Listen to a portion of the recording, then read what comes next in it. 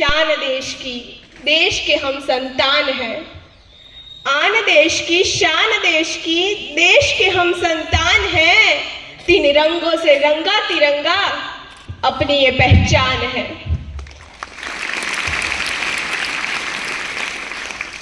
नमस्कार। સૌપ્રથમ આજના પવિત્ર દિવસની આપ સૌને ખૂબ ખૂબ શુભેચ્છાઓ। આજે એક મુખ્ય મહેમાન તરીકે આમંત્રિત કરવા બદલ સંસ્થાના અધ્યક્ષાપક શ્રી એવા અતુલ સર તેમજ સર્વે મંચસ્થ બિરાજમાન શ્રીઓનો હું ખૂબ ખૂબ આભાર વ્યક્ત કરું છું। મિત્રો, ભારત એટલે શું ભારત એટલે માત્ર કાશ્મીરથી કન્યાકુમારીનો એક નકશો જ? ના, પરંતુ કાશ્મીરના દુઃખદ સમાચાર સાંભળીને કન્યાકુમારીના લોકો હૃદયમાં આંચકો અનુભવે એ સંવેદનાનું સાતત્ય એટલે ભારત। આ તિરંગાના ત્રણ રંગો એટલે જ ભારત?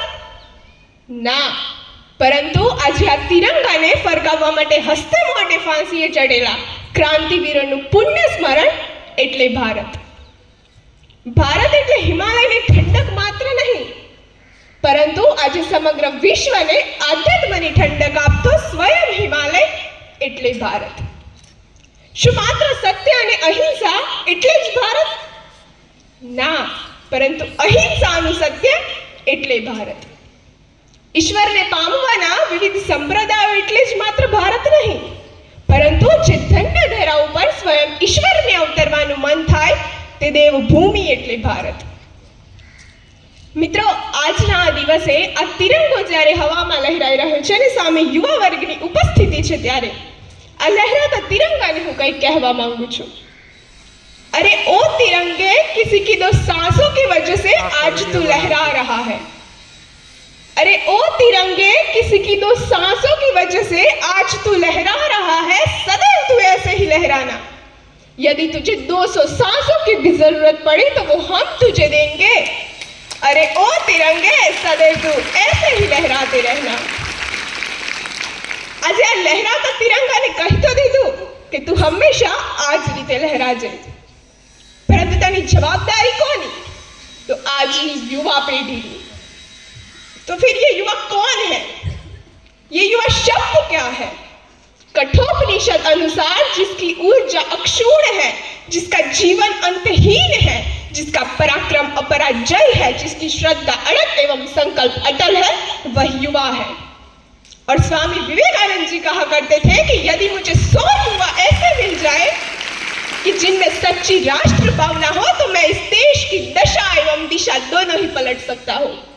तो वही हम तो 140 करोड़ है, हमसे क्या कठिनाई?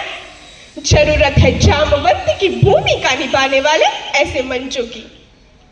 श्रीमद् भगवद गीता के 3रे अध्याय कर्मयोग का 21वां श्लोक, यत दाचरति श्रेष्ठस्तदेवेत्तरो जनः स यत प्रमाणम कुरुते लोकस्तदनुवर्तते।